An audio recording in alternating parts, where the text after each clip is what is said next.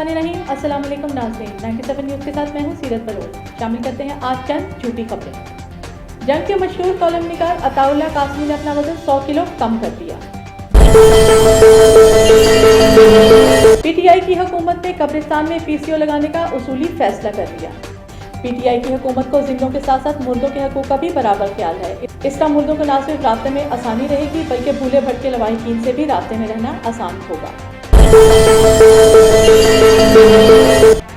80 साल माई 90 साल बुजुर्ग के साथ भाग गई। दोनों के लवाहिकीन की तरफ से तलाश जारी है।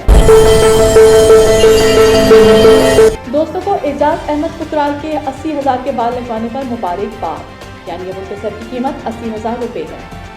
ये थी अब तक की झूठी खबरें। मिलते हैं मजीद झूठी खबरों के साथ, तब तक के लिए दीजिए सीरत बलोच की इजाजत। अल्लाह हाफिज।